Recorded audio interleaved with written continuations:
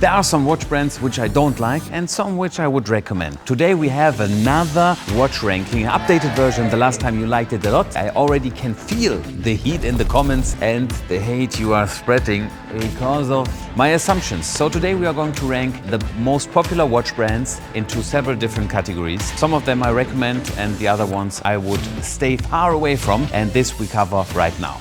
We directly start with the watches which I would, let's say, not recommend. Let's first begin with one brand. It's so difficult for me because I like them, but I don't like the policy, or I don't like the way how the brand is developing. Let's start with Panerai. If you go on our website, we always have 10 pieces available, but the discount is just, how far should it drop? I mean, Panerai, you need to wake up. You have iconic case, iconic design language, the dial, the sandwich dials, California dial. You have so important and nice models, but you just produce too much. The dealer have that much pressure and you can get them with a huge discount. I have to say, Panerai is such a waste of potential. Now added one piece to my personal collection, a left-hand Panerai, but for you I would not recommend them. If you get them for retail price, you will lose so much, and at the end I'm selling them with a huge discount. And you cannot hate a player, you need to hate the game. This is caused by the company himself. They are producing watches, pushing them to the retailer, and they cannot sell it, and then the price drops. So please, Panerai, reduce the production numbers and try to,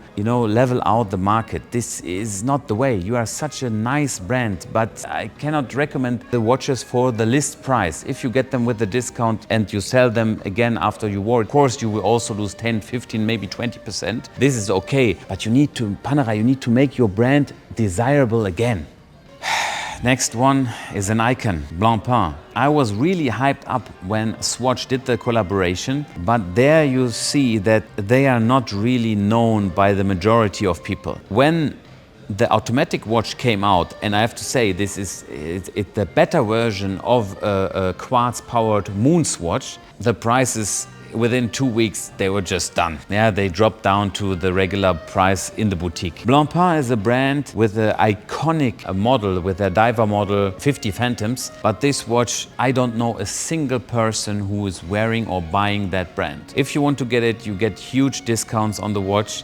And it's one of the oldest, one of the oldest watch brands, but I cannot say anything about the DNA besides the 50 Phantoms. Before, when Jean-Claude Biver had it, there were great complications and there were a lot of new kind of developments within the brand and for the watch world, but right now I don't really know what you are standing for, and that's why I need to put you in this rank. Next one is Bulgari. The Octofissimo is their iconic model. Design-wise, I like it, but I have to say the prices, they are pretty soft. And although they have this iconic shape, I think the brand is doing too little to push it, to make it a little bit more famous. They have great complications within their model line, but I don't know, it's just, I have to say honestly, on some models, if you take a look at the clasp, the way how you close it, I think you could do a little bit better. And also if we take a look at the scope of delivery, the boxes, etc., I think there is a slight potential to improve them. And we have to acknowledge, I mean, the prices in the secondary market, let's say the list price is 20,000, 24,000, then we usually sell them for around 12,000 or 10,000. So it's almost half from the retail price. They have an iconic model.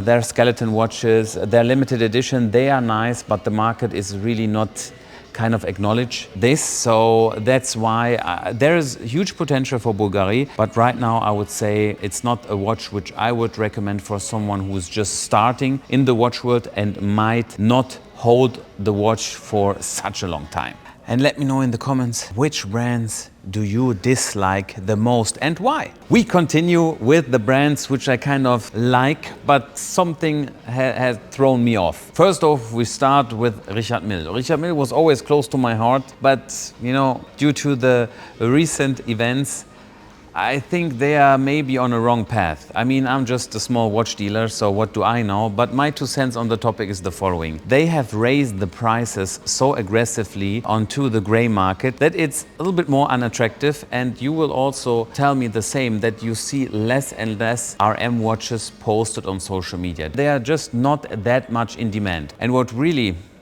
had thrown me off is when you give a watch to service, it's quite expensive. I had to give one RM10 for service and they charged 25,000 euro for it. We needed to change one screw, and my prototype watch is also for repair, and here we needed to pay, because I wanted to change the bracelet and broke off one screw, I need to pay over 60,000 euro they're charging me. So this is something which is a little bit too much, I would say. The after sales in general, they should perform maybe a little bit different. And then the last thing, which is just something you should not do, is you wait over 1 year. I had given my watch, I think, in January, and we are almost done with the year, and I didn't heard anything from them. They cannot tell me if the watch is done, what is happening with the timepiece or some. So I think they have to maybe get their service done a little bit better, at least tell us a date when it is done. And yeah, but regardless all the things which happen to me personally, I just feel that in the market the demand goes down a little bit. At the end, it's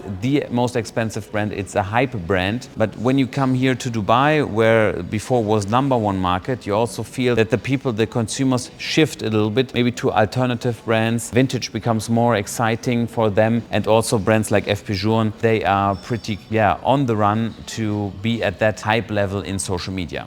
Can you really imagine when I opened the email with the estimation and I saw 60,000 euro in repair just because I used my screwdriver on a Sunday to change the strap? This is insane. We directly continue with Audemars Piguet. Audemars Piguet, it was a rocket launch until 2022. The prices were skyrocketed, and then somehow it all went down a little bit. What we say, a little bit, the prices went half. I mean, we cannot lie at this point. What they want to do, they want to reduce the production numbers by 2,000 units. The good thing about Audemars Piguet is, first off, they always try to go new ways. This is a good thing. So they have very interesting collaborations with Travis Scott, and this keeps the brand alive, and it's also something unique and different if you compare it to the rather close and conservative watch industry. I would even go further and reduce the units a little bit more, because the market, they cannot absorb it. Right now, 15400 is located around 30,000 euro, and unfortunately the prices are really soft. We sell them quite good because in this price range,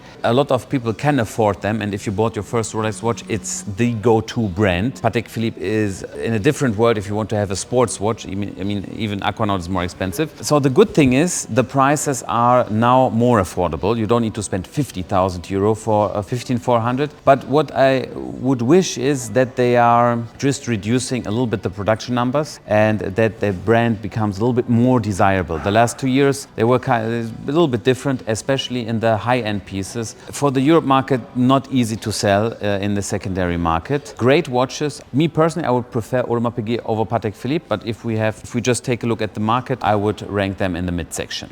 The next brand is Casio. This brand is in the price range under 100 euro, one of the best. We cannot rank them up to the top where we have all the luxury and top brands located, but this brand really is the one which I wear personally when I enjoy my free time. They are doing a great job in terms of manufacturing quality. The battery time lasts long. You get a nice looking timepiece for 60 euro, and you don't have to worry about it. If you are a young guy and you want to play around with the colors, this is the watch which I would recommend, and they are pretty consistent with their output. You have every few months a new colorway, and they really blend in. The brand is my go-to watch when I am traveling and when I go to maybe Africa and I don't want to wear an expensive timepiece. This is the one I'm wearing, as well as on Sundays. I really enjoy the Casio watches, and that's why I would rank them in the middle range. And now we cover the best brands, in my opinion. They have the best wearing comfort, the best manufacturing quality, and they hold the value the best way possible. Let's first start with the most affordable brand. We have to acknowledge Omega, what they did, also in collaboration with Swatch. They open up this luxury watch segment to a completely new audience, and they have did what no one has accomplished. They brought in a lot of fresh new clients, and due to their constant price increase from their newer models, the second-hand watches, which are from the 80s and 90s, they also increased in price. During the whole process since 2022, when the prices crumbled down, Omega stayed solid and even got more expensive. If you're looking for a watch in the price segment of 5,000 euro or even less, this is the watch I would personally buy for myself. Especially the Omega Reduced stayed solid around 3,000 euro. Amazing watch for that price. The next brand we have to acknowledge, of course, is Rolex. Due to their high demand, the prices went down, but right now it's very interesting to purchase a watch, especially the sleeper models. In my opinion, for myself, I think they are quite interesting to look at. For example, the Submariner in blue, in white gold. This watch right now is on the second-hand market more than 14,000 euro less expensive than the list price. This is a quite interesting development. And what Rolex always kind of does is their off-catalog pieces. This is something quite special, and I mean, they have a quite long lifespan. If you take a look at their models, they don't change a lot, but it's always the same. If Rolex releases something new, they are high in demand, and although they are producing over 1 million watches per year, they are just at the top, the #1 in the luxury business. I would love to see the Deep Sea in full gold. This watch, until now I didn't had it in my hands, but did you saw it? A massive piece. The Deep Sea by itself, it's already a heavy watch, and now they just released it in full gold. Amazing piece, huh?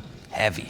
Our next brand is Patek Philippe. We all have heard about it. What they have done is also quite fascinating. The prices are coming down, but right now, since the past 6 months, it just some kind of leveled out. We have sold the last 5 711s in steel for the same price. They are sold at 85,000 euro. And they have a long production. I mean, they were in production since 2006. So you can imagine how many watches they did in the past. And if you take a look at the economy and the whole watch world, all prices have come down, 5 711s as well. But for them, it was possible to hold that price. What I would recommend at the moment from Patek Philippe are their watches on a leather bracelet. You can do amazing steals on them, especially the Calatrava models. They are around 20,000 euro. They are classic, they are iconic. They have always been in the Patek Philippe collection, and they can stay with you for the rest of your life. If you want to have a timeless watch in the best quality from one of the best manufacturers, Patek Philippe is a very interesting brand, which I would also get for myself. This was my personal ranking. Please let me know in the comments if you agree or if you don't agree, and if we should do it in a second video with different brands. I hope you enjoyed that video. If so, leave a like and subscribe to the channel, and then I see you guys next time.